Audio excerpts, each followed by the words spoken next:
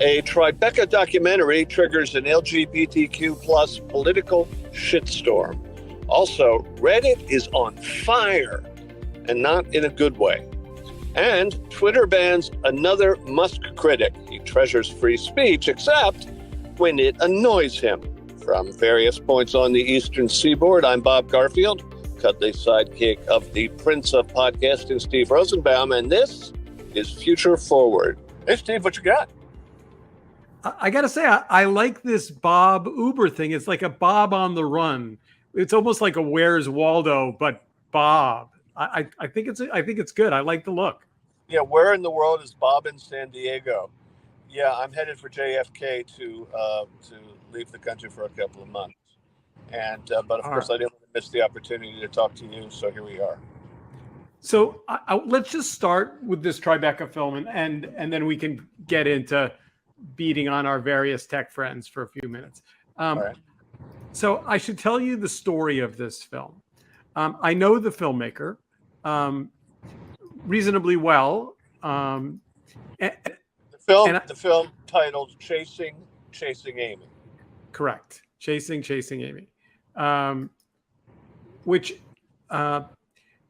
is a wonderful film. And I say that with a little bit of trepidation, only because we all have friends that say they're making films, and we're all like, oh, yeah, that's great. You should definitely go and make your film. And they do. And mostly, politely, they're okay. And this one, I know him through we were both TED residents. And so I know him through the TED conference. And I guess it wasn't that I didn't think it was going to be wonderful. I just, the odds are mostly that films don't get finished. I mean, that's really what happens. And this one, Chasing Amy, it's a documentary about the film from the early '90s, Kevin Smith's independent film, and what's the documentary's relationship to the original movie? So the film is about a character that falls in love with a lesbian woman and convinces her to be heterosexual. Every straight man's fantasy, but yes. And to be honest, I don't know if I ever saw it. It certainly didn't have any impact on me. And within the gay and lesbian community, it's pretty reviled.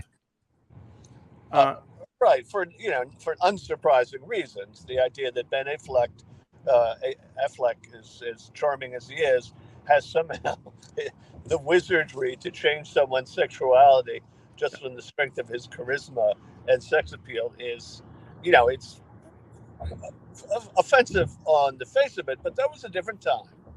It was, although it was controversial then, and has become more controversial now. Yeah. So Sav Rogers tells the story of this film's impact on her as a young person. And I don't want to give away the end of the film because I think the journey is worth taking. But suffice it to say that the film was incredibly important. And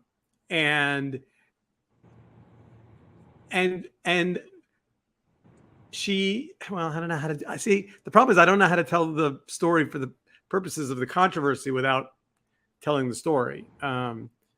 So I don't know that I don't know that it's that much of a surprise. So Sav was born a woman and was gay, but came out as gay in high school, or didn't come out, but the film helped her discover her sexuality. And then falls in love, and the movie takes her journey and the journey of her lover who becomes her wife, and then Sav comes out as trans and becomes he. And so the reason why the film, part of what makes the film so fantastic is that everyone who's in it, all the characters, the people in the movie, the filmmakers now, the filmmakers then, are all I don't even know how to say this in a way that will make sense. Like there's no politics. They're just humans. Mm-hmm. And they're just living their life and trying to figure out shit and trying to grow up and be happy and have a relationship and it's incredibly moving and really beautiful. Well, so you won't. You asked the question, what was it a film that so captivated this teenager or young person, even though from a political point of view, even at the time, it was kind of a no-fly zone. So the story is that she lived in the Midwest, did not know she was gay, didn't have any frame of reference to know what she was or wasn't. And the film, I mean, she says with great charm, I think she saw it, watched it 25 times. And, it became her guidepost. And so she tells the story of the making of the begin. She tells the story of the plan to make this film on the stage at TED, and makes a TED talk out of her life and her coming up to terms with her sexuality and her beginning to want to explore the film in its complexity. She's not naive about the fact that it is reviled by the lesbian community and goes on this journey, and then ends up the TED talk goes up. And it gets seen by the filmmakers, the director of Chasing Amy, who reaches out to her. And then the film becomes about their relationship. And he's... and you're... yeah. Kevin. Yeah, Kevin. And he's remarkably honest about how complicated the film was and how much he kind of bumbled into this political situation. And in some ways, the film Chasing Amy redeems him. Yeah. Well, he was trying to make a New Jersey rom-com, right? Right. And not, I guess, wading into waters that he did not realize were there or something. And I'm curious, over the years, how did he react to the revulsion that his film engendered in the LGBTQ community? I mean, that can't be fun to know that you've created not a touchstone for one young woman, but a boogeyman. Yeah, and so after the film played, there were people from the production team on stage at Tribeca, and the woman sitting next to me raised her hand, and they called on her. And she said, I just need to be honest about how much I hated Chasing Amy and the filmmaker and everyone involved in it. And she's just so clearly seething with anger, 25, 30, whatever years later. No, I don't think there are enough mea culpas in the universe to get him back to an okay place. And maybe, at first, I think you think, oh, it's nice. The little documentary filmmaker is going to meet the famous filmmaker and they're going to have like a little sit down thing. But as it unravels, as the onion peels, you hear more about kind of his world. And it's the film caused him a great deal of angst. And I'm not sure that this film absolves him of that, to be honest. Mm-hmm. All right. I'll look for it. I'm not sure I read the original movie, to tell you the truth. I don't know if I ever sat through the whole thing, but you've piqued my interest. Now, here's the thing that's interesting to me about filmmaking as a journey, and this is what I wanted to get to on the pod. When you start out making a film, any film, you make up a story about how long it's going to take to make it and how much it's going to cost. Well, it's going to take 2 years and cost $100,000, whatever it is. It's always obscenely wrong. Yeah, and both parameters, right? It always takes longer, and it costs 10 times what you thought it was going to cost. And You keep going back to Uncle Fred again and again and again. And in this case, you know, the universe or whatever that delivers this film at this moment in history, you know, the idea of a film that is both about the gay community and the trans community and is personal and honest and authentic and sweet and kind-hearted, at, you know, even people who think they're open-minded and they know gay people and they know trans people, or they are gay or they are trans, will, I think, come to this film and come away with it from it with new learning. And I mean, it'll be interesting to see. I don't know what the distribution plan is for it. I've been texting back and forth with Sav, but I haven't. I don't know the answer to that. So, I mean, is it going to be in theaters? Is it going to be on Netflix? Is it going to be on Hulu? I don't know where it'll, you know, but it will be, I think, controversial just because of the topic. Well, now on Future Forward, I expect it'll probably open wide on 3,500 multiplex screens. Yeah, I think that's probably. And by the way, you know, we realized, we talked last week after the pod, that we've never really said to you, our loyal audience, you know, Bob, in fact, has a Twitter handle, as do I. Bob is at Bobosphere, and I am at Magnify Media.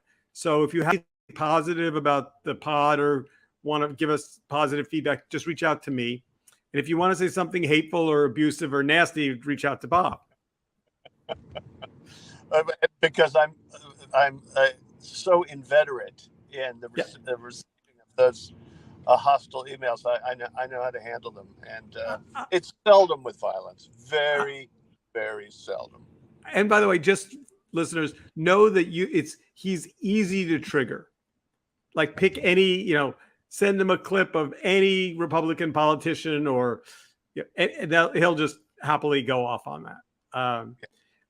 All right, so audience members, Chasing Amy, it's Tribeca Awards, I think, are today. I hope it wins the audience award.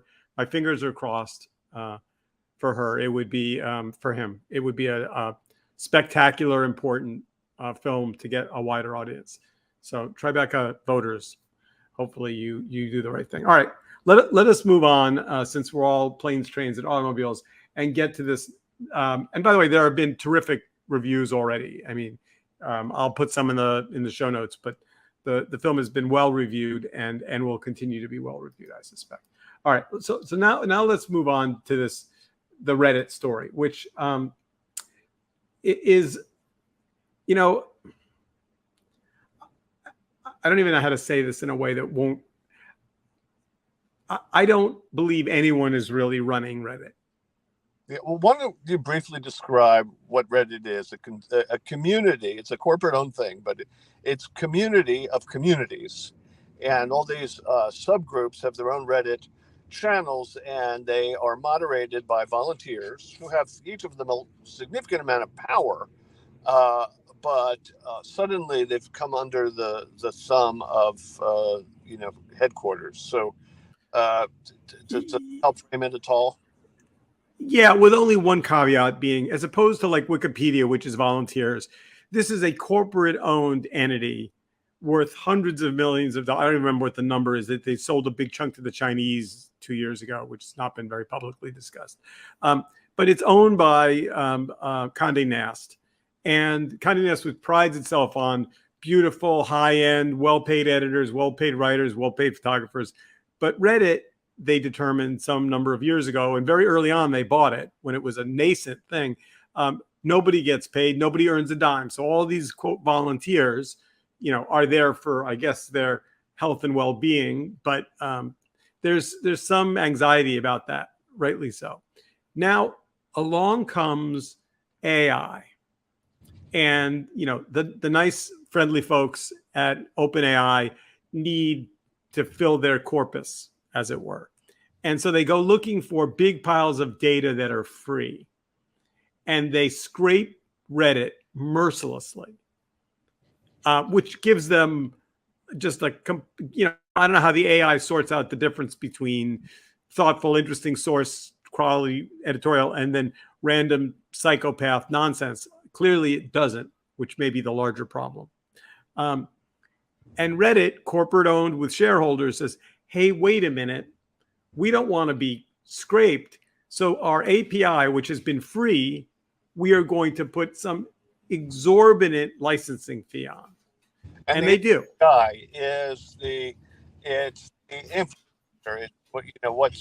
It's what's behind the storefront, and it contains all of the software that runs the site and all of the any access to the content on there in kind of one fell swoop. And they've historically have granted access to that to anybody, but now people are just walking out with all of the stuff right out the front door, and they want to put a stop to that.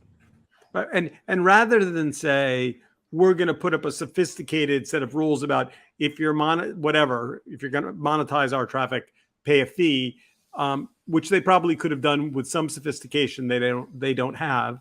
They instead put up this toll bridge, which puts out of business a whole bunch of very well liked high traffic but reasonably modest one-man band, one-woman band operations, and along the way, sends a bill to OpenAI and anyone else that wants to continue to scrape. I mean, they've already got all of the historic stuff. So now it's just going forward. There will be a fee and there'll be a negotiation. But I just, Steve Huffman, I've never met Steve Huffman. He's like the last soldier in the place. I mean, it was Alexis Ohanian was the CEO, kind of ish. And then he kind of resigned and was an advisor. It's always been corporate owned for a very long time. And so everyone's kind of been there just keeping the lights lit mostly. What effect specifically does this executive fiat, what does it do to the moderators? What are they losing out on this besides I'll just leave the question at that. What are the moderators who give their blood, sweat, and tears to their little communities, and sometimes in exchange for status within that community, right? Because they're kind of kingpins of content in their niches. What do they actually lose?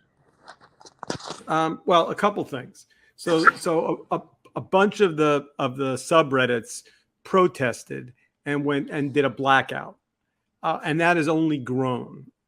And as that's grown, Reddit's average daily traffic has collapsed. So, the real question is with these things, do they just brush themselves off and come up with a compromise and settle it out? I mean, it appears they're not going to do that for whatever reason, in part because I don't think Huffman has any authority to make any decisions. They're essentially saying, we put this plan in place. Essentially here's what they've really said. They've said, our shareholders have said to us, look, since we can't IPO at the moment because the market isn't favorable to us, instead, we need to start making money. And we figured out this plan, which took us months to sort out about how to, send the bill to, whoever is going to scrape our data. And they're just not going to back down. But the result is, if you're a Reddit moderator, you have nowhere else to go. I mean, it's not like there's a plan B to take your community somewhere else. I'm still not understanding, and forgive me because I'm just, I actually read the prep stories on this. It was a question mark in my head all through. When Condé Nast and its partners made this decision to put a paywall, toll bridge in front of the API, what did the individual moderators lose? I mean, now they've lost traffic because Reddit itself has lost traffic. But was it costing them money? They weren't paid anything to begin with. So what do I care what's happening to the data beneath Reddit at large? So I've talked to two subreddit moderators who off the record said to me, look, we kind of knew we were being taken advantage of, but we were all in this together. And so it felt, even if it was, corporate owned, it felt like we were all. Then they said, we're going to start making money on, and there's been, this goes back in the history of Reddit. Reddit has had a bunch of people running advertising every time they've tried to do corporate sponsorships or, do something where they bring in a brand and do some brand, the community has risen up and treated those brands badly and said, you're not welcome here. Essentially, piss off. And that has happened a little less than it used to, but it's still a fairly feisty community. And I think the bloom is off the rose in the sense that, the owners are going to make money and you're not, is really what the message was. Got it. And that answers the question for me. And it's perfectly understandable. They were kind of monks, right? They're doing it for their, their belief in the mission. And all of a sudden, it turns out they're not working for, a charity, a philanthropy. They're working for capitalists in China. Yeah. So I could see how they'd be a little miffed to be indentured servants when the terms have entirely changed. Yeah. So like I wrote a piece a couple of years ago about Reddit, and I spent a pretty significant amount of time with a young man, older teenager, who ran a site called Dark Humor, that I thought was just repulsive, and tried to understand why he thought George Floyd jokes were okay. Yeah. And he was earnest about the fact that it's just humor, and people make jokes about the Polish and the Jews, and Black people are no different. And his site is about Black humor, but it's meant to be sardonic. And why didn't we understand that? And then I went to corporate and asked for an interview about this site, which caused them to take it down, which was not the intention. It wasn't unintentional. And then he got mad at me because he thought that if I hadn't, I didn't force him to do an interview with me. But anyway, it's a and by the way, worth giving credit where credit is due. Reddit is the home of a very famous site that some of our younger listeners will have forgotten, but I will remind them of it. It was R the Donald, which was really the very early nascent days of the rising Donald Trump cult. Yeah. That they made hay on for a very long time. Filled with hate speech, filled with anti-Muslim bigotry, filled with you name it. All right. Let's go to the last chapter because I want to make sure we have time. We have just a few minutes left. So this Elon move, Elon is the gift that keeps on giving. He says that on one side of his mouth. He's building, he's now building Truth GPT. It's all about free speech and truth. And then anytime anyone pisses him off, he just throws them off Twitter and doesn't seem to think that anyone's going to notice that. The latest one is a site, a guy named Aaron Greenspan and his site, which is called Plain Sight. And basically, what it does is track litigation by or against companies, mostly in the U.S. But, it, according to CNBC, it meticulously tracked litigation. And so it tracked litigation against Twitter, of which there is a significant amount. And in the same way that Musk didn't like people keeping track of his tail ID number on his private jet to see where in the world was Elon Musk, on the basis he claimed that it was a security issue, which is baloney. He out of here and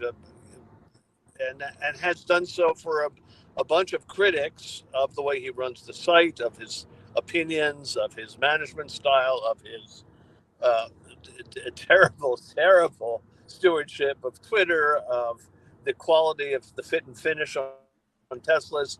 It's easy to